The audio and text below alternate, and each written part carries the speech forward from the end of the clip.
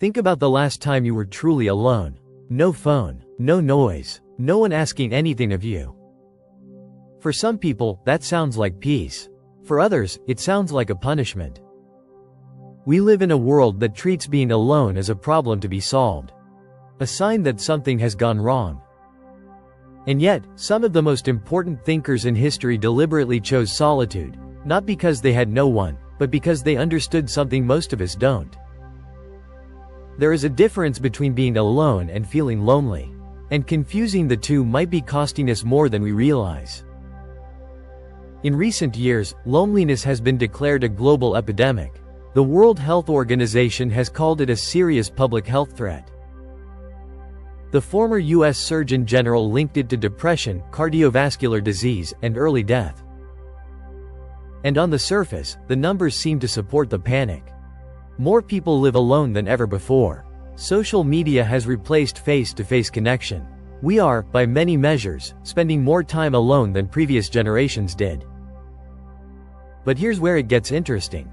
Researchers at the University of Michigan recently published a study in Nature Communications, and what they found challenges the whole narrative. Media stories about loneliness are 10 times more likely to describe being alone as harmful than beneficial. And the study found that people who believe being alone is harmful tend to feel lonelier after spending time alone, while people with a more positive view of solitude actually feel better after time alone. In other words, our beliefs about solitude shape our experience of it. We've been told being alone is dangerous, so it feels dangerous. But what if that story is wrong? Loneliness is not about being physically alone. That's the first thing to understand. You can be alone physically and not feel lonely at all. And you can feel crushing loneliness surrounded by people, even in a romantic relationship, even with family nearby. Psychologists define loneliness as a subjective experience, the gap between the social connection you want and the social connection you actually have. It's a signal, much like hunger or pain, telling you that something important is missing. And like hunger, it's not comfortable. Loneliness activates the same neural pathways as physical pain. It makes us hypervigilant, more likely to perceive threat, more likely to interpret ambiguous situations negatively. Over time, chronic loneliness reshapes how we see the world, and not in ways that help us connect better. So loneliness is real, it's serious, and it deserves attention. But it is not the same thing as being alone. Solitude, by contrast, is a choice. It's a state of turning attention inward, slowing down, reflecting, doing as we please without needing to please anyone else. One is a wound, the other is a room of your own. The philosophers understood this distinction long before modern psychology gave it a name. Blaise Pascal wrote in the 17th century that all of humanity's problems stem from the inability to sit quietly alone in a room. He wasn't diagnosing a disorder. He was pointing at something we've always struggled with, the discomfort of being with ourselves. The Stoics went further. Marcus Aurelius retreated inward constantly, even as he ran an empire. His meditations, written entirely for himself, never intended to be published, are essentially a practice of deliberate solitude. Not escape, not isolation, a return to the self. And Friedrich Nietzsche, whose ideas are extreme in many ways but often sharp, wrote, "I go into solitude so as not to drink out of everybody's cistern. When I am among the many I live as the many do, and I do not think I really think." The concern isn't aloneness. The concern is that in constant company, we lose access to our own minds. Modern psychology is catching up to what these thinkers intuited. Research shows that people who perceive their time alone as full rather than empty are more likely to experience their alone time as meaningful. Using it for growth-oriented purposes such as self-reflection or creative expression. The variable isn't the aloneness itself. It's what you bring to it. So if solitude and loneliness are so different, why do we keep mixing them up?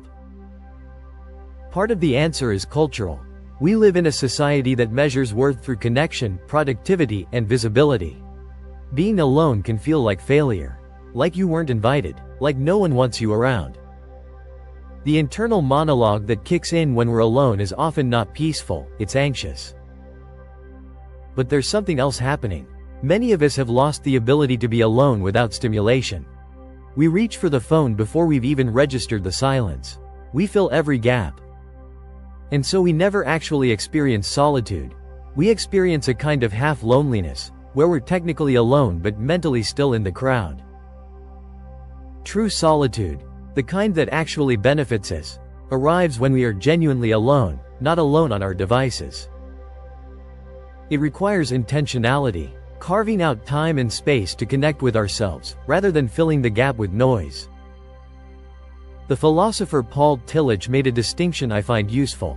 He wrote, "Language has created the word loneliness to express the pain of being alone, and the word solitude to express the glory of being alone. Same state, different relationship to it." So what do I actually think about all this? I think we've made a category error. We've taken loneliness, which is a real problem worth addressing, and used it to pathologize all aloneness. And in doing so, we've made it harder for people to access something genuinely valuable. Solitude is not a consolation prize for people with no social life. It's a practice, one that requires something of you, the willingness to sit with yourself without immediately running away. That's not always comfortable. Being alone with your own thoughts means confronting things you'd rather not face. Doubts, regrets, questions about whether you're living the life you actually want. In that sense, solitude is harder than socializing. Other people are often a distraction from yourself. But that confrontation is also where things shift. Where you figure out what you actually think, separate from what everyone around you thinks. Where creativity surfaces. Where you remember who you are underneath the noise.